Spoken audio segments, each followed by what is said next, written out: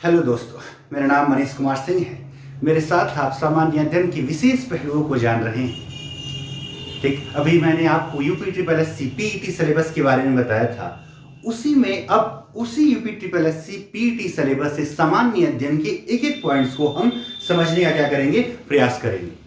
ठीक, तो आज जो चीज हम जान रहे हैं वे है संविधान की प्रमुख विशेषताएं। क्या है? संविधान की प्रमुख विशेषताएं। ठीक, तो संविधान की प्रमुख विशेषताओं में पहला नंबर किसका आता है? ठीक है, तो सबसे विस्तृत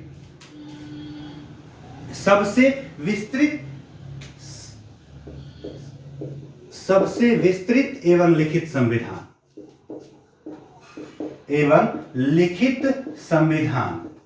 ठीक है, पहली चीज क्या है?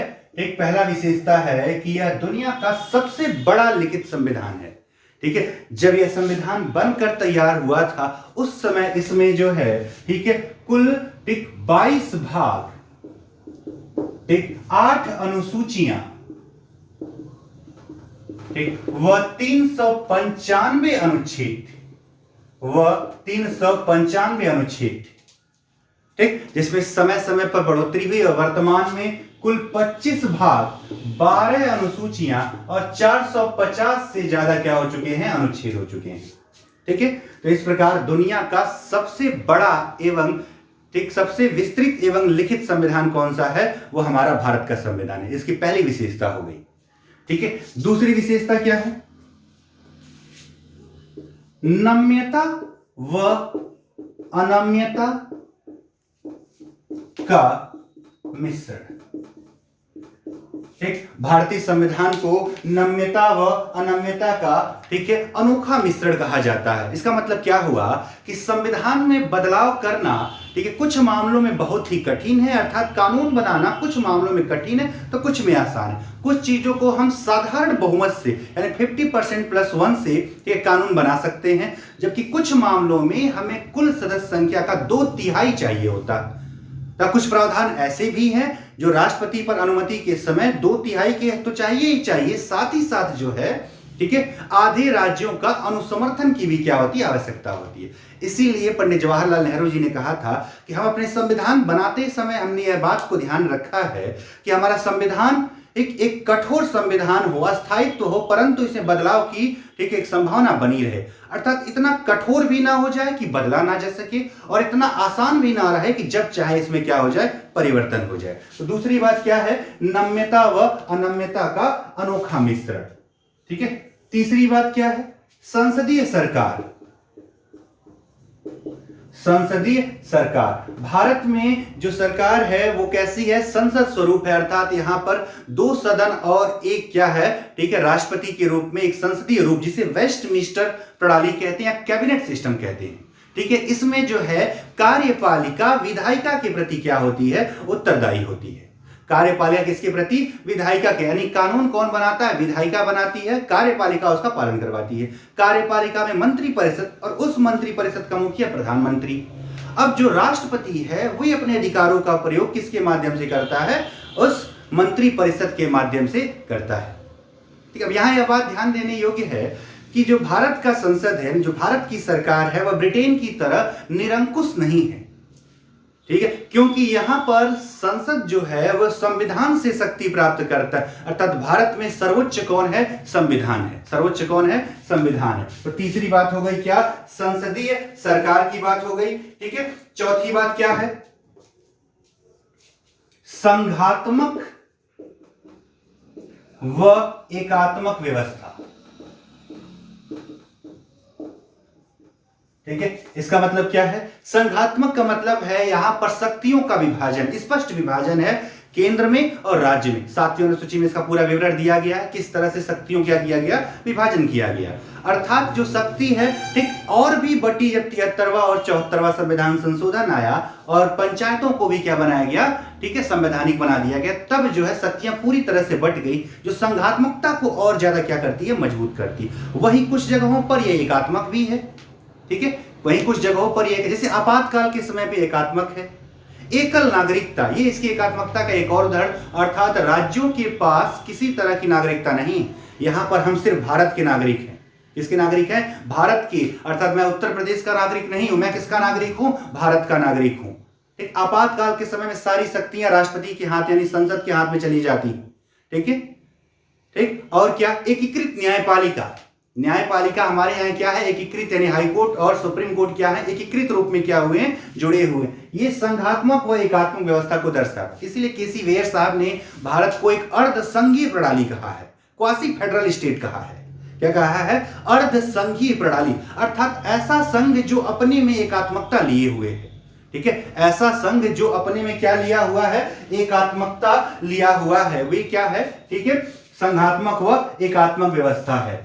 अगली व्यवस्था क्या है? अगली व्यवस्था है पंथ निरपेक्ष राज्य। क्या है? पंथ निरपेक्ष राज्य। ठीक है, अगली व्यवस्था क्या है? ठीक है, पांचवी चीज हो गई पंथ निरपेक्ष। क्या हो गई? ठीक है, पंथ निरपेक्ष। पंथ निरपेक्ष से मतलब क्या है? कि भारत का कोई धर्म नहीं है।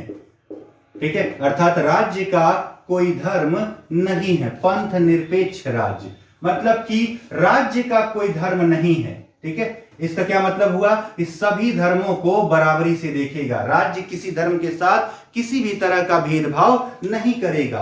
राज्य को अधिकार नहीं है किसी विशेष धर्म को विशेष रियायतें दे, दूसरे धर्म को अन्य रियायतें दे। सभी धर्मों को समान दृष्टि से देखा जाना है। ठीक है, हमारे प्रस्तावना में एक 42वां संविधान संशोधन से इसे क्या किया गया था? शामिल किया गया था। और हमारे मूल अधिकारों में अनुच्छेद 25 से 28 तक जो धार्मिक स्वतंत्रता का अधिकार देता है, इस बात को क्या करते हैं? प्रमाणित करते हैं। अगला विशेषता क्या है? ठीक है, अगली विशेषता है राज्य के नीति निदेशक तत्व। राज्य के नीति निदेशक तत्व। ठीक है, मतलब क्या है?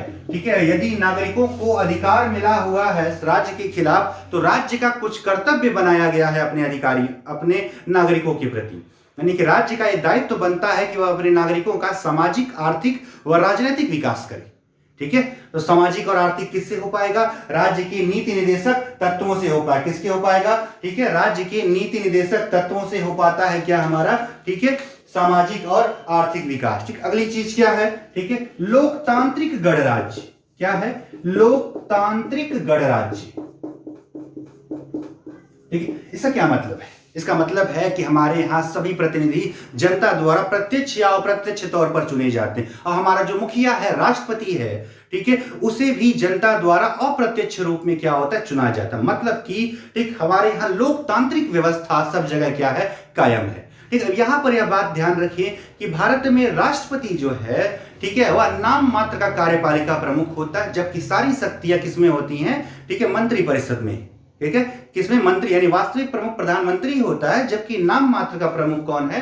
राष्ट्रपति है। क्योंकि प्रधानमंत्री जो है, ठीक है, ये निचले सदन, जनता के सदन का क्या होता है? नेता होता है। ठीक, तो लोकतांत्रिक गणराज्य की बात हो गई। अगली बात क्या कहता है? ठीक है, अगली बात कहता है संपूर्ण प्रभुत्व संपन्न। संपूर्ण प्रभुत्व संपन्न। हमारे प्रस्तावना में भी ये शब्द लिखा गया है कि हमारा मुखिया जनता द्वारा चुना जाता है, मतलब कि वह किसी भी तरह से वंशानुगत नहीं है। वह क्या? और हम जो है, यानी भारत जो है पूर्ण रूप से क्या? स्वतंत्र है, एक गणतांत्रिक देश है, जिस पर किसी अन्य देश का किसी भी तरह से, ठीक है, अधिकार नहीं। यहां पर यह बात याद रखिए, कॉमनवेल्थ का सदस्य भारत स्वेच्छा से है, अर्थात उस पर किसी भी तरह का, ठीक है, दबाव नहीं है। वह जब चाहे इससे क्या हो सकता है? अलग हो सकता है। अगली व्यवस्था क्या है? ठीक है, वयस्क मताधिकार। ठीक, यहां पर सभी वर्गों को, ठीक है, बिना किसी भेदभाव के सभी वर्गों को जो 18 वर्ष से उम्र ज्यादा हो चुकी है, ठीक है, उन्हें जो है वोट डालने का क्या मिला हुआ है? अधिकार मिला हुआ है। वोट डालने का क्या मिला हुआ है? अधिकार मिला। किसके द्वारा? वयस्क मताधिकार। यहां शिक्षा, कर, संपत्ति, ऐसे कोई भी भेदभाव नहीं किया गया है। ठीक है, ये किससे मिल रहा है? वयस्क मताधिकार। 10वीं बात क्या है? मूल अधिकार। ठीक, मूल अधिकार। प्रत्येक नागरिक को, ठीक है, कुछ अधिकार मिले हुए हैं जो संविधान उन्हें प्रदान कर रहा है। मूल अधिकार किसके खिलाफ? एक तो व्यक्ति के खिलाफ भी और राज्य के खिलाफ भी, जैसे कि कानून के समक्ष समानता, समता का अधिकार, स्वतंत्रता का अधिकार, शोषण के विरुद्ध अधिकार, धार्मिक स्वतंत्रता का अधिकार, संस्कृति और शिक्षा संबंधी अधिकार। ठीक है, ये सब क्या है? हमारे मूल अधिकारों के, ठीक है, प्रमुख वो हैं जो हमें राज्य के खिलाफ मिले। यदि इनका हनन होगा तो हमें सीधे सर्वोच्च न्यायालय में क्या? जाने का अधिकार होगा। इसके अतिरिक्त जो है कुछ, ठीक, स्वतंत्र इकाइयां, स्वतंत्र इकाइयां अर्थात वे इकाइयां जो स्वतंत्र हैं, सरकार से परे हैं, जैसे कि सीएजी, ठीक है, नियंत्रक एवं महालेखा परीक्षक, इलेक्शन कमीशन, चुनाव आयोग, ठीक, ये कुछ ऐसे, ठीक है, प्राधिकरण हैं जो कि सरकार से क्या है, स्वतंत्र हैं, ठीक। तो इस प्रकार ये भारतीय संविधान की क्या है, विशेषताएं हैं, ठीक है। तो आज की वीडियो में हमने ये जाना कि भारतीय संविधान की क्या क्या विशेषताएं हैं, क्यों यह दुनिया का सबसे उत्कृष्ट संविधान कहा जा सकता है, क्यों डॉक्टर भीमराव अंबेडकर ने कहा यदि इस संविधान के होते हुए भी किसी व्यक्ति का विकास नहीं हो पाया है तो खराबी संविधान में नहीं है बल्कि उस व्यक्ति में ही क्या है, खराबी है, ठीक। तो संविधान की विशेषताएं, ठीक है, जो कि हमारे पीटी सिलेबस क्या, ठीक है, संविधान वाले सेक्शन का पहला चैप्टर है, ठीक है, उसके बारे में आज हमने जाना, ठीक है। ऐसे ही हमारे साथ बने रहिए, सारे टॉपिक्स को कवर किया जाएगा, ठीक। हमारे चैनल को लाइक करिए, सब्सक्राइब करिए, ज्यादा से ज्यादा लोगों तक पहुंचाइए, साथ ही बेल आइकन भी दबाइए। धन्यवाद।